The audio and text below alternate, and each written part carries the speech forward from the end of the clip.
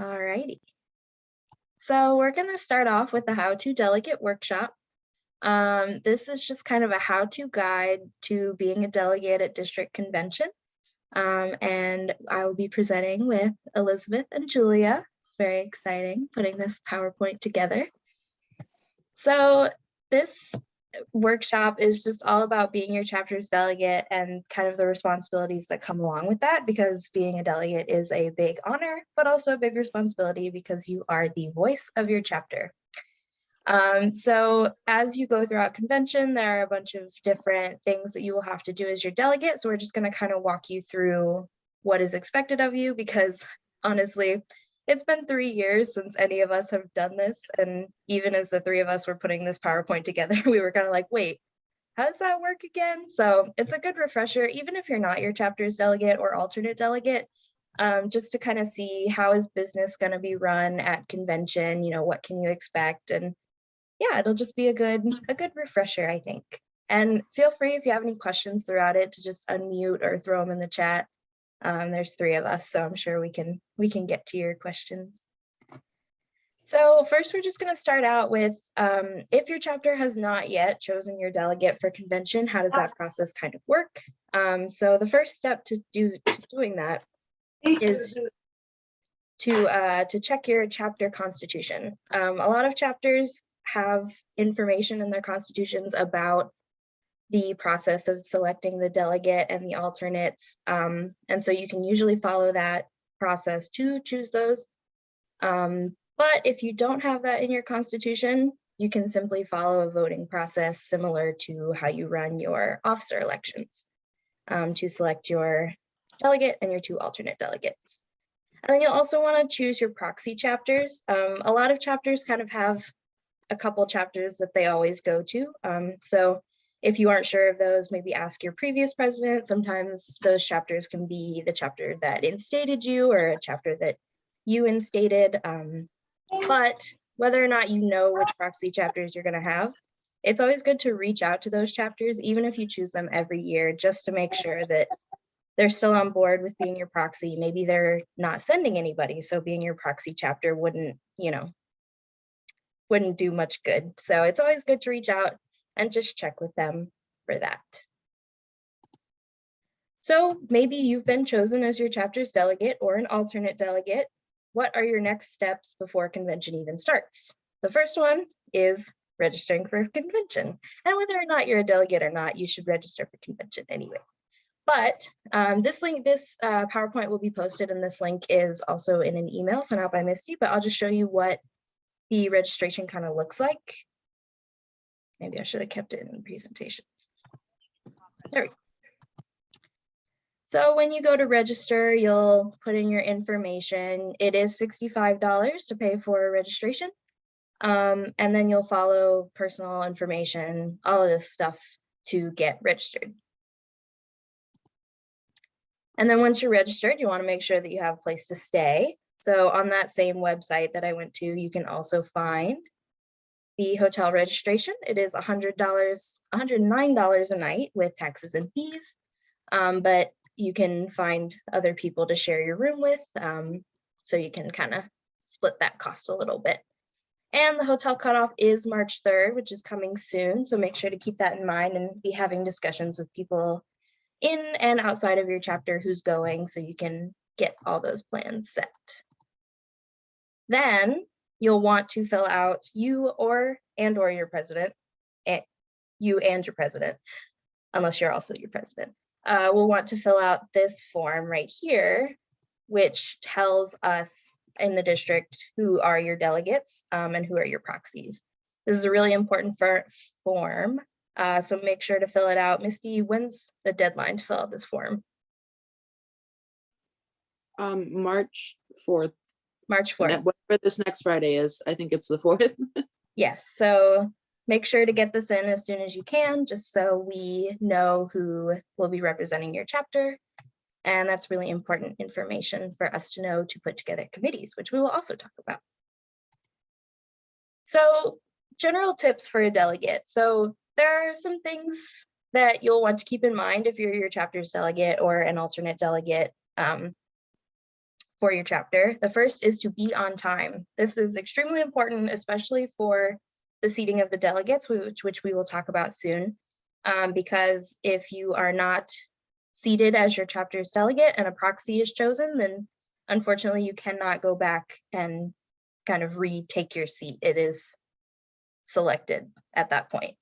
So being on time, especially for that opening session, is really, really, really important. But being on time for every session is also important because, as we say in band, what is it? To be on time is, to be early is on time, and to be on time is late. So make sure you're always on time as your chapter delegate. Don't forget your placard. You'll get a little placard that has the chapter name on it, and you'll want to use that for voting. So that's really important to bring to business sessions. And then you want to represent your chapter. So you will be chosen as the voice of your chapter if you are your delegate. And so you really want to make sure you're keeping their best interest in mind. And you really want to make sure that you are representing your chapter in the best way possible. So that means being engaged, being active, being respectful, all of the above that we know how to do as Sisters of Tau Beta Sigma.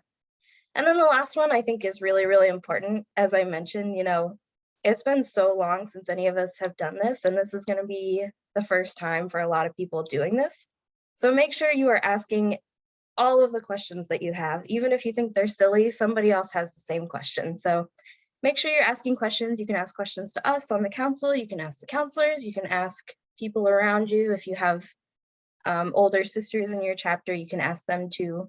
But just make sure you're getting your questions out there because they are important, and it can sometimes be a little confusing, you know, especially like the voting process and what's expected. So make sure you're asking your questions, and you can ask them now too. So in this presentation, we're going to talk through 4 of the major things that you will be going through as your chapter delegate or a proxy alternate delegate.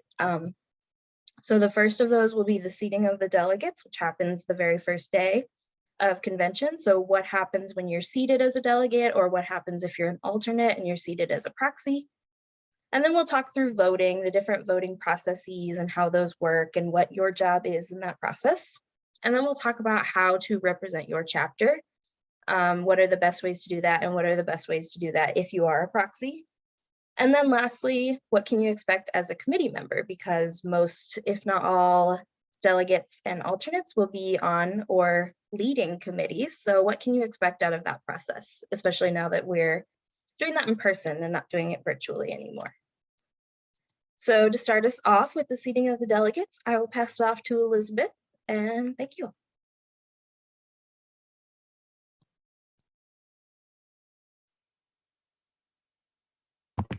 I forgot to unmute myself, sorry. So hi, I'm Elizabeth. I'm the NCD VPM. We'll be talking about seating of the delegates. So like Katie said, this is going to be happening on the very first day during the business session.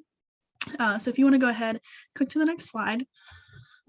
So here's everything like labeled out. So step 1, the chair will call your name, and we're going to be starting in or your chapter's name is starting in alphabetical order.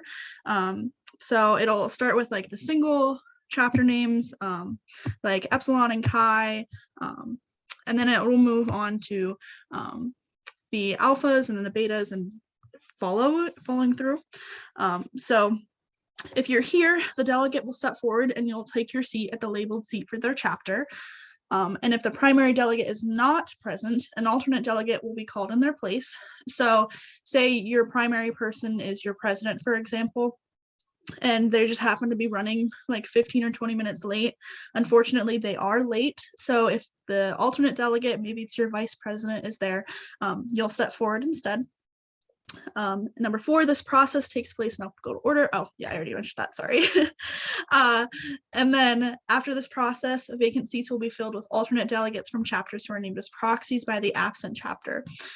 So say that, I believe this is how it works, but if your chapter has no one there, I think they just move on to the next chapter, and then we'll go through all of the vacant chapters and see if there's any proxies there. If there's no proxies available, then they'll stay vacant again. And then after all of the vacant spots are filled through that process, and number 6, we'll go into alphabetical ordered chapter rotation. So this year we're starting with alternates from Delta Epsilon. We always go in alphabetical order and we stop at the next available chapter. So Delta Epsilon is the next in the rotation, and then we'll just move down from there. Does anyone have any questions? What if the delegate and the alternative delegate isn't there, but someone else from the chapter is there? Yes, if someone else from your chapter is there, then you can take the seat for it, even if you weren't listed. It's better to have someone from your chapter representing your own chapter if it's possible. Thank you so much for that question. If the primary delegate is not there, will there be a verbal call for alternates, or do alternates have to step up the call for that chapter?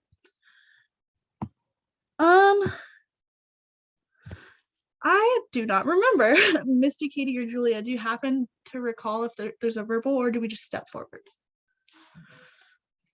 There's a verbal call for alternates. So if the primary delegate's not there, say, are there any alternates for example, are there any alternates for the Zeta Alpha chapter available at this time? And then you would step forward at that point. Thank you, Julia. Brendan, you have your hand raised.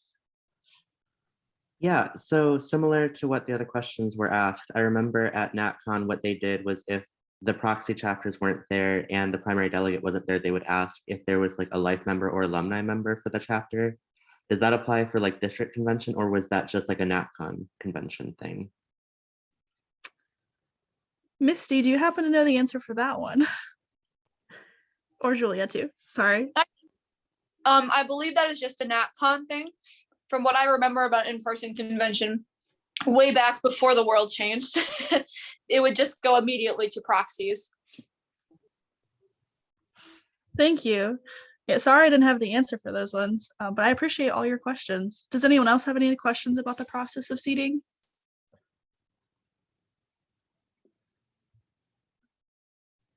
All right, sweet. Feel free to keep chiming in the chat too.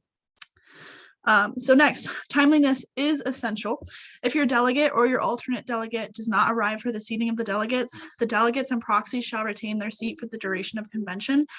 So even if you're running 30 minutes late and say, let's see, I'm gonna come up with an example. I guess I'll just use some of our chapters. So if Alpha Z didn't have anyone there, but Rho, say Rho is our proxy. I'm not sure who our proxy is, but in this example, Rho is. So if Rho has people there and Rho is sitting in our seat, Rho will represent us for the entire convention. Even if all 15 members show up later, Rho represents the voting for Alpha Z for the entire convention. And if that does happen, it's not the end of the world. You can have your proxy sit with you during your discussions, your chapter discussions. You can give your proxy your vote. And we'll also discuss what happens if like no one is there at all and what you do if you can't contact your people later. But yeah, timeliness is very essential. Next slide, please. Next is voting. Oh, I'm gonna close out the chat now so I can see this whole thing. So first, there's two different kinds of voting that we'll discuss during this slideshow. First, we're going to be discussing how to vote for district officers. So this is, I don't want to say it's the most important vote, but it is like the hefty voting session that we'll have. So this vote does take place on the final business session of the weekend.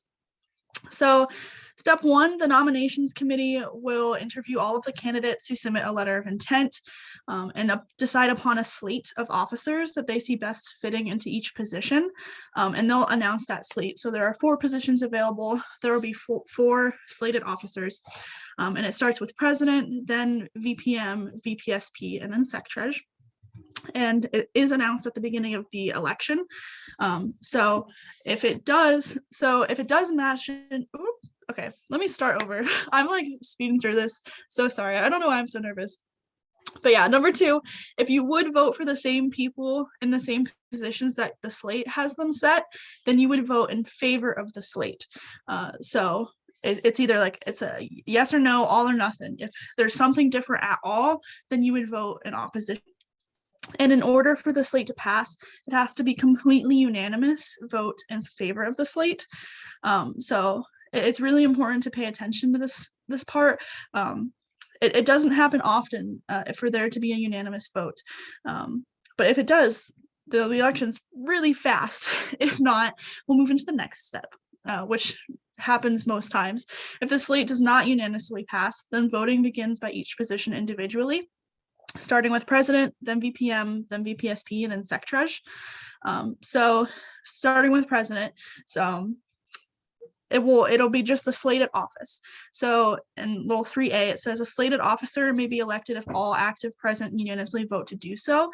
And if there's a dissenting vote, nominations shall be opened. So once again, it'll just be yes or no. Do we want Misty Lovejoy as president? Yes. If it's unanimous, then Misty's president and we'll move into VPM. But if not, your chapter can nominate someone else instead.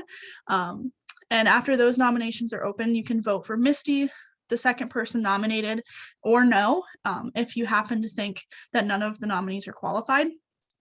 Sorry, I kind of like moved around the slide a little bit. I just want to make sure I hit everything.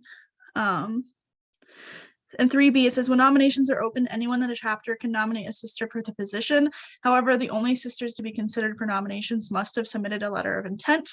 That kind of makes sense, just so that every chapter and every delegate has the opportunity to know exactly who is like running and can make informed decisions. And like I said, you can either vote for the candidate's name you think is best qualified for or no. And that goes down for every individual office. Something to keep in mind, though, is if you vote someone for president, but you also think that person would best fit for a VPM, if they're already filling a role, they cannot fill 2 roles. So when your chapter is discussing for whose roles you want to be filling, make sure that you have backup options just in case something happens that you might not be expecting. I'll go ahead, next slide.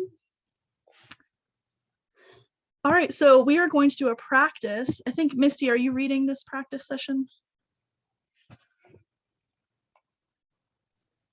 I can.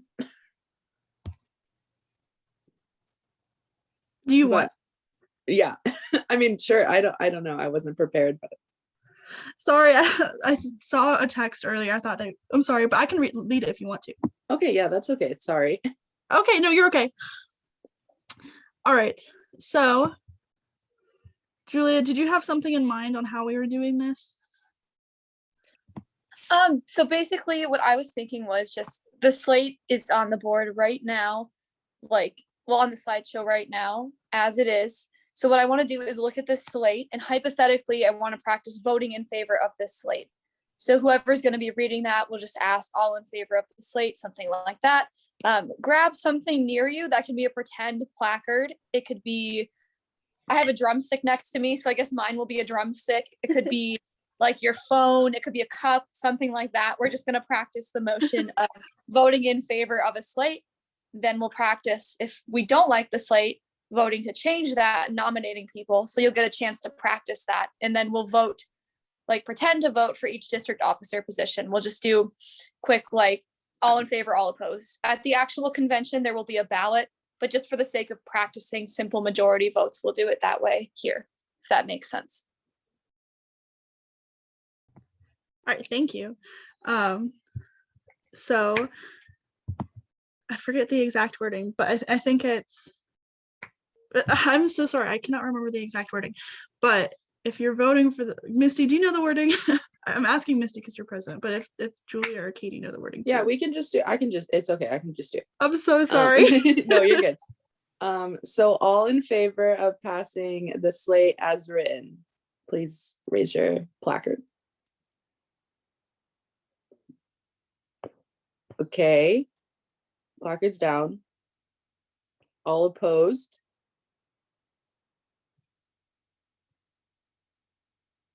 Okay, placards down. Any abstentions? Okay.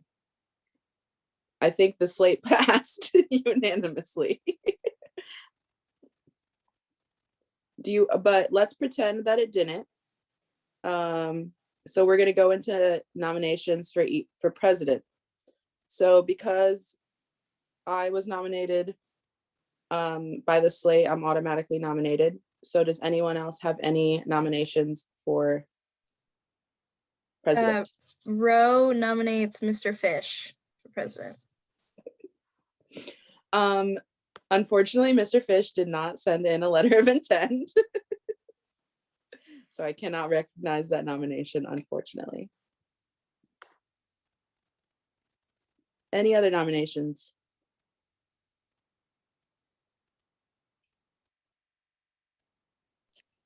I nominate, oh, sorry, Elizabeth had her placard up and I just went ahead and talked over her. Don't do that at actual convention. That's not how that works, but I'm going to pretend that Misty called on me. I nominate Elizabeth Richmond for the position of district president. I accept. Okay, Elizabeth is now nominated for president. Any other nominations? So I nominate Julia Vigor.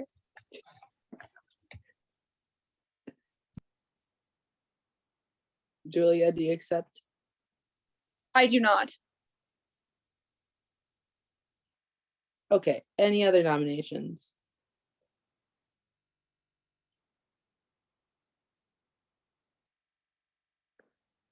Going once. Twice. Sold. So now we will vote for president. We'll just do president and we won't go on to the others. But so your options are Misty, Elizabeth, or no. So send it in the chat right now who you'd vote for. I'm pretty certain that this is how it was at convention last year, wasn't it? No, we did it a unanimous like polling thing. No, I mean like it was between me and you. Oh yeah. I think Roe also nominated me. I think it was Nathan was the delegate.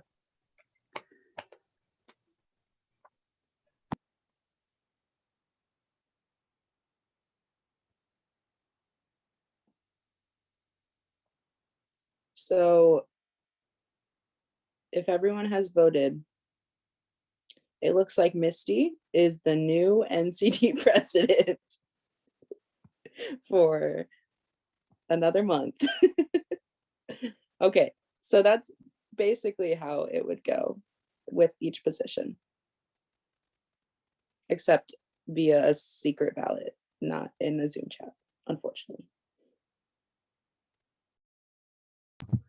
Thank you, Misty. But yeah, the important thing to remember is that even if your original slate does not pass, we will still be voting on that slate for every single position. And even though the president, we had to vote between two nominated sisters, the VPM can still be voted in unanimously, and we don't have to call for nominations, etc. And it's always good to have backup options, because if it just so happened that your chapter chose Elizabeth as president, but then you didn't slate Elizabeth as any other, I'm just saying me because it could have happened, example, but yeah, if you don't put me for any other options, but you think that I would be a better VPM than someone else on the thing, your slate is kind of misconstrued just based on your chapter's things. So make sure you have backup options for every single position, just to make sure that your chapter is making the most informed decisions possible, or you are making those decisions on behalf of your chapter. All right, next slide, please.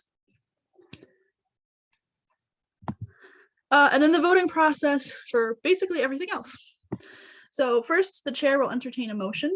Next, a chapter must raise their placard if they are so moved, and another chapter must second the motion. Any abstentions will also be called. Once it's time to vote on a topic, such as approving a constitutional change, all in favor will be called, and you'll raise your placard. It tends to be like a lot of the time that after the vote is called, everyone slams their placard down. My advice now is slamming it's very fun, but I have seen placards get broken during votes. So just be like gentle but still having fun with it. So you'll raise your placard if you agree. Next, all opposed will be called. And lastly, all those who abstain will be called. All votes require a simple majority to pass. Any voting regarding constitutional amendments will require a 2/3 majority to pass, or 14 votes in favor. And then last but not least, any member, desiring the floor shall raise their placard to indicate interest in speaking. And they have to wait to be recognized by the NCD president. And then you will clearly state your business. This was, if you went to national convention, you saw this a lot when we were discussing like the loyalty song. It happened a lot. There's a lot to be discussed. So you just raise your placard. You'll be called on by your chapter name. State your business and then move on. The placard voting is basically for everything else, but as was mentioned earlier from Misty, each delegate fills out a ballot to vote for district officers so that it's completely unanimous. Next. All right, so the chair entertains a motion to have a fun time at our block today. Would anyone like to move? So moved to motion this. Brendan. And then any seconds? I see Julia. I'm sorry if there are more people doing this. I only have like a block of 5 as I can see the presentation. So Julia seconds. So first we'll take all in favor. Let me try to make this view bigger. All right, all in favor, raise your placards. All right, all opposed, and you'll slam down. All right, any abstentions? All right, the motion passes. We are going to have a fun time on our block today. All right, next slide. All right, thank you all so much. Moving, I believe this is Julia next. So thank you all for letting me discuss with you today. Woohoo! I'm actually going to pass it to Katie. I am like lying in wait, biding my time. It is not my time yet. Soon. Like a shark, just like swimming around the presentation, just waiting. All right, so we're going to talk about representing your chapter. So what does that mean if you are your delegate and you have to do those votes? How do you know what to vote for, what your chapter would want? Or if you're a proxy, how do you know what the chapter that you aren't even in could possibly want? So leading your chapter discussion. So this happens kind of during 3 different phases. So there's the pre-convention discussion. So this is like, it doesn't have to be an explicit discussion, but you want to make sure if you're your delegate, you have a really good idea of what your chapter needs, what your chapter values, you know, where does your chapter stand? What does your chapter want to see improve in the district? What does your chapter want to see change? All of those can be explicit discussions, and I absolutely encourage you to have those explicit discussions, but it's also good to just know your sisters and know what your chapter's up to and that kind of thing, and that just comes from being involved in your chapter. And then especially during interviews, when the district officer candidates are giving their interviews, you want to make sure that you're asking insightful questions that really point to insightful answers that you want to see from the district officers. I think we all love the fun questions, but this is, you know, serious business that we really want to make sure that we're electing the right people to the right positions and that they represent what we want from our chapter. And then usually after those interviews are over, usually on Friday night, everybody will go do their own chapter caucusing. So this means a lot of people go to like a hotel room, like somebody's hotel room, or they can go out to dinner, or they can go find a quiet place where you're with your chapter, the members that have come to convention, and you kind of talk through each candidate. You know, what are their pros? What are their cons? Do you feel like they represent what your chapter wants? And you can either unofficially or officially kind of set your own chapter slate. Just so you're prepared for when that voting comes, you know, do you want to agree with what the slate is by the nominations committee, or do you have your own slate that you're ready to vote for? But there's a little asterisk here because, as Elizabeth mentioned, a lot of times the slate does not go to plan, and usually kind of like things get a little chaotic where people will start jumping into positions that you hadn't even thought them in for. So it can get a little chaotic during voting. I know a lot of people as their delegate will like sit there texting their little group chat while votes are happening. But I think it's really important to note that if you are selected as your chapter's delegate, that means that your chapter is putting their faith in you to represent their best intentions. So, you know, if something changes and you think that your chapter should go in a different direction with voting, not obviously not something crazy different from what your chapter wants, but you know, if somebody pops up that your chapter hadn't talked about and you think it's a good idea, you have been selected as your representative. And so that, you know, is your responsibility to keep in mind, you know, is this the vote that my chapter needs to be making? So there is a little bit of a big responsibility there, but it's also, you know, if you can't get a straight answer from your chapter during the moment when things have changed, you know, you have that, what's the word? Responsibility on your shoulder to make that decision. So yeah. And then if you're a proxy, it's a little bit different because, you know, you may be in contact with the chapter that you're proxying for, or you may have never talked to that chapter before. And, you know, it's kind of a cool thing, but it can also be a little difficult to get in contact with people sometimes if you're trying to reach out to them like a day before you have to vote. So if you can contact the chapter, feel free to have those conversations with the chapter, you know, ask what their opinions on the candidates are, what they're feeling for voting, ask them what their values are as a chapter. Maybe they're a small chapter and they would really value seeing somebody from a small chapter on the district council. And so if that's the case, then you really want to make sure that you're voting with that interest in mind.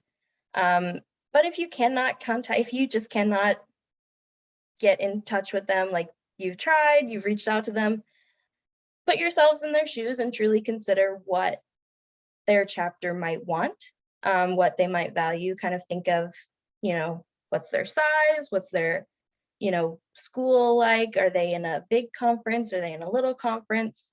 You can kind of think about those aspects and think about what might be best for that chapter. But again, ultimately as a proxy, you know, you kind of have that responsibility to make that decision. And, you know, if you cannot contact them, it's not the end of the world, you're just representing their vote. But, you know, if you're trying to get the contact information for them, you can find that information on OMRS, or if you can't find it on OMRS, feel free to reach out to the district officers and we can help you try to get in contact with those people. All right, and then we're moving on to committees with finally Julia. Hi guys, I'm ready to go. I'm super pumped to be talking about committees with you today. Committees are a really fun part of convention because anyone can be involved. What's really cool about some of the committees is you can go and you can like go in between committees and get to hear different things, and it's just an exciting thing. So even if you're not a delegate, this is a section to pay attention to especially. So go ahead and hit the next slide for me. Thank you. Okay, so there are 6 committees that you can be a part of. This year there will be 5 because one meets every other year. But the committees are as follows. First, the Communications Committee. So the Communications Committee is responsible for overseeing the way that the district communicates information through social media, through email, through newsletters, all of that. They evaluate the effectiveness of all of that fun stuff. That committee is what we call an open committee, meaning that anyone can come in at any point in time and share their opinion. It's an open discussion. You do not have to be a delegate to share your thoughts, which is awesome. The next one is Jurisdiction Committee. That is a closed committee by contrast, which means that you cannot participate in that committee unless you are a delegate selected for that committee. So only if you have been chosen for that one can you participate. That one is all about the Constitution. So they examine it, recommend new bylaws, recommend amendments, and submit all of the proposals, revisions, and amendments to the district constitution before the rest of the delegation. That one meets every other year just because not much will change within 1 year. It's better to meet every 2 years for that one. The next one is another open committee. That's the Membership Committee. They examine, recommend, and submit all proposals related to the membership process. So they talk about overture, they talk about how chapters were doing with recruitment this year. And that's a really, really good place to be if you're thinking about your chapter and you want your recruitment to be a little more successful, or you want to get ideas from other people. That is a committee where you can go and discuss what worked for you and pick up ideas from other folks, which is great. So our next round of committees are starting with nominations. Nominations is another closed committee. That is the committee that creates the slate that we talked about. So they recommend district officer candidates to the delegation. And if they are chosen on the slate, that person is automatically nominated for that office. Of course, that one is closed because they spend a lot of time interviewing candidates and discussing business. And that could get really crazy if a lot of people went to that one. The next one is the programs committee. That one is a moderated committee. A moderated committee means that you can go and observe, but you cannot share your opinion. And that sounds brutal, like that sounds really unfair, but we talk a lot about a lot of different topics in the last two committees on this slide, and having different opinions from so many sources, we would run out of time. Like programs committee and ways and means generally are like, you gotta be moving fast because there's so much to cover. But that's still a great place to learn. And if you are interested in things like Focus on 5 and our district awards and you want to learn more, that's where to go. So that committee will be hanging out with me this year. So it'll be fun. Come say hi. So the last one is Ways and Means. Ways and Means Committee examines the effectiveness of our fundraisers, our funding, our budget, all of that good stuff. That is also a moderated one. So you can go see the budget, see how the council and the district spent their funds for the year. Take note of that if you want to pass that along to your chapters, but you cannot weigh in on the budget. And Misty said in the chat about nominations, if anyone from your chapter is running for office, you cannot be on the nominations committee. Yes, because that is considered a conflict of interest. So nominations committee will only include sisters who are not involved in any way in the district officer process. Are there any questions about how committees work? Any of them, what they do? I also want to chime in real quick to remind everyone that if you're a delegate or an alternate delegate or a proxy, even if you're not seated, you're usually assigned a committee. So you have to be attending those committee meetings that you're assigned to. But if you're not a proxy, alternate, or delegate, then you can choose between the moderated and open ones. I just wanted to make sure that you're actually attending the ones you're assigned to. Yes, thank you. That's a very important distinction. Because especially for the closed ones, if you are assigned to those and you don't come, then there's just no discussion, especially. So going to where you're supposed to is very important. Yeah, Brendan, what's your question? So, okay, I know I'm old, but I was also dumb. When I was registering for convention, I accidentally put myself down for a nominations committee. And I'm fairly certain as a life member, I can't do that. So, how are we able to change that through registration? Was that just you like chose when you were choosing like what you would attend? I think so. No, yeah, that's okay. That doesn't matter. You're all good. Good to know. Yeah. I don't think it has you pick which workshops you go to, but it's not like set in stone. So that if you pick that, that's totally okay. Yeah, that's a good question though, because I know that it works a little bit differently at national convention. Like life members can do a little bit more there. So district convention is slightly different. And I know as a fellow life member, I definitely had thought about that too. So that's a good question. Thank you. Moving on to the next slide, a little bit more about how committees as a whole operate. We had already talked about the types of committees: open, anyone can go and share; moderated, anyone can go but can't always share; and closed, you cannot go, you cannot share. That's important to know because you don't want to accidentally walk into a committee meeting you're not supposed to be in. It's happened a few times, and that it's okay. Just good to study up on. Then also how they work is there's going to be 2 sessions. Sometimes some of the committees might need a third, but usually it's 2 to discuss the committee business. So you'll have 2 hours typically over the course of the convention to discuss all of those things we talked about. Day 1 is usually breaking down the topics in like a wide variety. So if I was on programs committee, on day 1, we would talk about Focus on 5, awards, district programming. Day 2 is when we make our report. A report is presented to the entire delegation at our final separate Tau Beta Sigma session. So what that is, it's just, here's what our committee talked about. Here's what we propose going forward. We charge the next district officer to do such and such. So day 2, session 2 is more so about making that report and reviewing it. Day 1 is more of the discussion heavy end of it. And your experience, of course, is going to vary based on whichever committee you're on. If you're on nominations committee, you will most likely have to go into longer discussions. Out of all the committees, that one is the most time consuming. But also, if you're on a committee like an open committee, such as one of the membership committees, or you're on communications, your experience will be different there because you're getting more input from the entire delegation as opposed to just delegates. Hope that all makes sense. We're throwing a lot of information at you. We appreciate it, and we appreciate your time today. Almost done. Next one, tips to be a successful committee member. The first thing you need to do is review all the materials that your committee has sent to you before convention. So if you're on nominations committee, you'll get your candidate packets. If you're on programs committee, you'll get programming packets. If you're on ways and means committee, you'll get the budget, things like that. It's important to go in knowing what you're talking about, because what you don't want to happen is to walk into a committee meeting and they say, what do you think about the district's social media? And everyone goes, that's not exactly what we're looking for, just because we want to make sure we're having the best discussions that we can in order to set up NCD sisters of the future and future district officers as well as we possibly can. So reading all the materials that your committee head sends you ahead of time, super important. And if you're the committee head, making sure you get that stuff out as soon as you can. The next thing we encourage you to do is to visit the NCD resources website and also our national website, tbsigma.org, to review any of the materials that you might be discussing. All of the Focus on 5 stuff, all of the award stuff, all of our district events, all of our social medias, they're all there for you to look at and think about. The next thing is to get to know your committee members before convention. One of the best parts about convention is getting to meet people and making friends outside of your chapter. So if you have a group meet, or you even email people or text them and just say, hi, I'm such and such delegate from such and such chapter, I can't wait to work with you.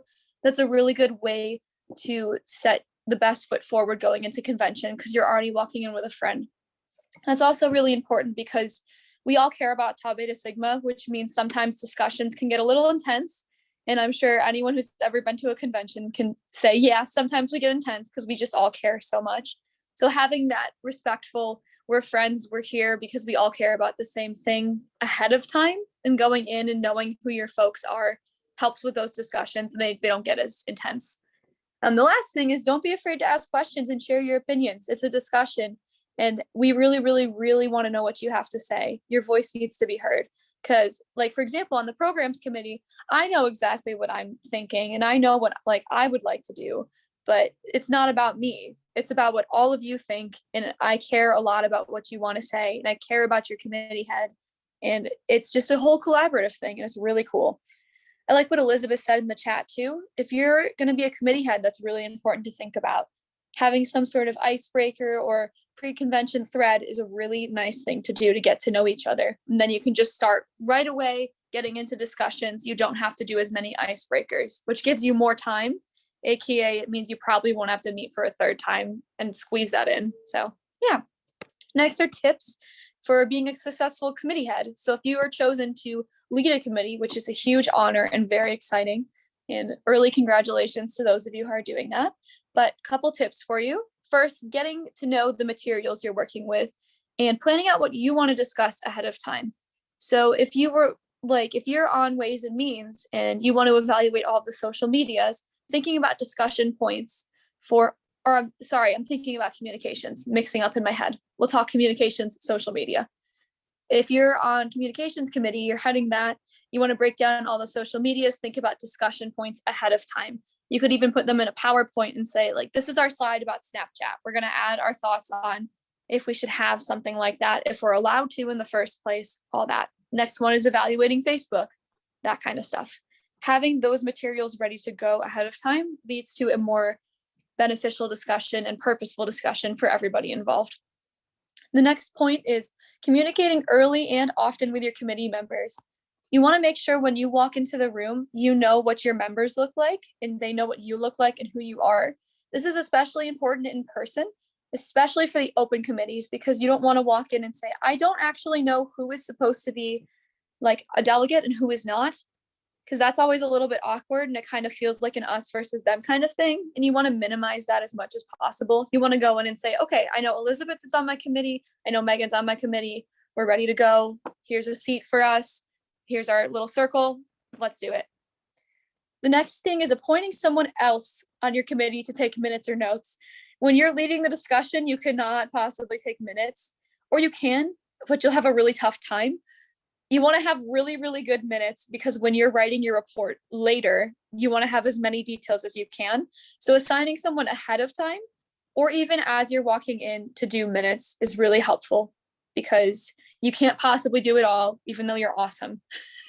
Last point, just checking in with your committee advisor as you're writing your report. Your report is going to be read to the entire delegation, so you want to make sure it's concise, accurate, and easily understandable. Like, you want to make sure that you're not just using acronyms and not explaining them, or you want to make sure it's not like too long and you're losing your audience. You want to make sure you get the best information in the most concise way that you can. So checking in with your committee advisor to make sure, am I hitting everything I need to? Does this sound good? Can I practice reading this to you? Things like that to make sure you're giving the best presentation you can. Are there any questions about being a committee head? Cool. Okay. So a few other convention tips for you to think about. As you're packing up for convention, some important TBS specific things to remember are your placard. So you can vote. If you do not have a placard or you can't find it, reach out to the district council. We'll help you figure something out and take care of it. Next thing is your membership card. Your membership card is your entrance into convention. So you will show up and you will show that, and that will be your ticket in. If you do not have it, there's ways around it. Like, we can look you up on OMRS, we can see your registration receipt, but having the membership card makes the process as smooth as possible for everybody. Next thing is ritual clothing. So you want to make sure you have nice clothes for the night of ritual. You can dress however your chapter dresses for ritual. There's no set, like, you must wear like blue, or you must wear black, you must wear pants. It's just wear what you wear to your chapter's ritual. You want to have your pin too, so you can have that for ritual and banquet and things like that. And lastly, remember presentation materials for certain awards. So if you're going for Counselor's Cup, you want to make sure your slideshow presentation is ready to go, easy to access, all of that. Then knowing the schedule is very important too, especially if it's your first convention. It can feel pretty daunting because there's a lot of terms, a lot of things, people at different stages in their TBS journey. So knowing what you can ahead of time will help. So a couple terms for you. First one is banquet. Banquet is the dinner that we have all together in the presentation of awards. I kind of in my head refer to it as like the Met Gala of TBS. Like, everyone is like dressed up super nice. We eat a really nice dinner. It's a very emotional night. It's great. Next is caucus. We talked a little bit about caucus before, but that can mean two things. It can either mean sitting in a room with the district officer candidates and asking them questions. Like, you will be put in a room with a bunch of other chapters. Each candidate will come in, you'll give a little speech. You have time to ask them questions. Or caucus can mean with your chapter, caucusing at the pool, chicken fight style. That's exactly what it means. And if you deviate, it's wrong. Just kidding. That's terrible. Joke.